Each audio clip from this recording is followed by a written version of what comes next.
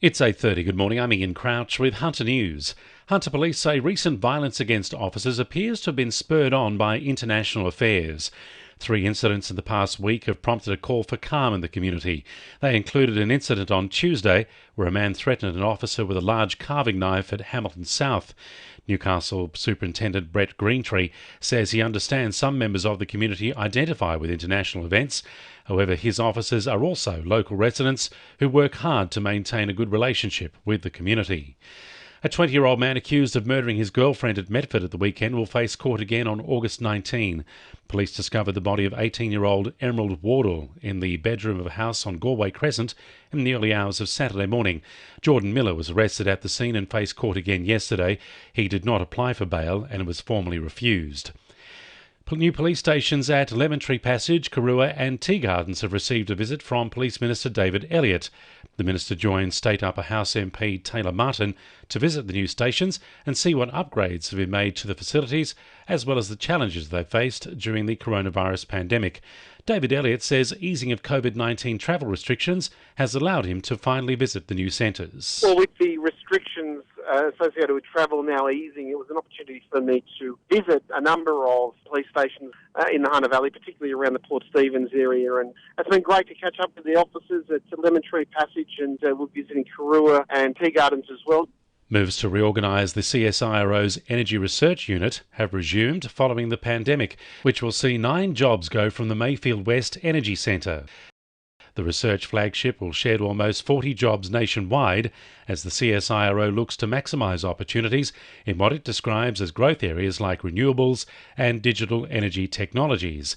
However, Newcastle MP Sharon Clayton says the move doesn't make sense at a time when Australia is grappling with the challenges of meeting future energy needs. The Hunter is expected to benefit from an ongoing shift to regional Australia by young people, especially in the wake of COVID-19. New job opportunities for millennials are expected to pop up throughout the region as workforce changes made during the pandemic allow more people to work remotely.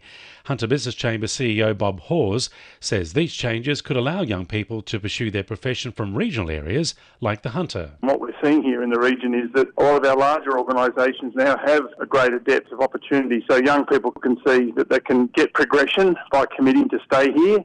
They can get advancement and also fulfil those lifestyle aspirations that they have in a regional environment. A variety of stores are offering discounts for Hunter health workers, police officers and firefighters today to thank them for their work during the pandemic.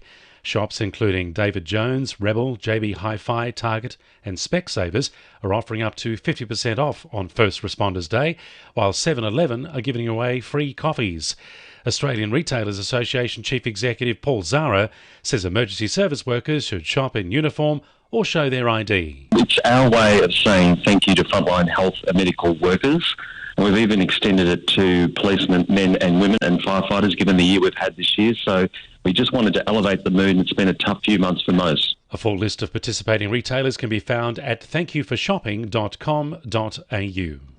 2NURFM Sport. The Newcastle Knights have their longest day trip in history this weekend when they take on North Queensland. The players will be flying from Newcastle in the morning to kick off at 3 in the afternoon.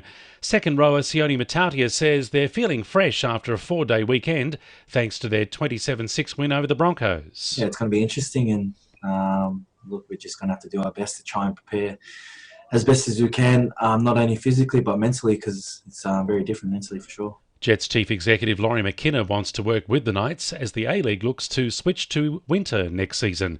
Working alongside the Knights in promotions, McKenna hopes to boost popularity and bring higher quality footy to fans.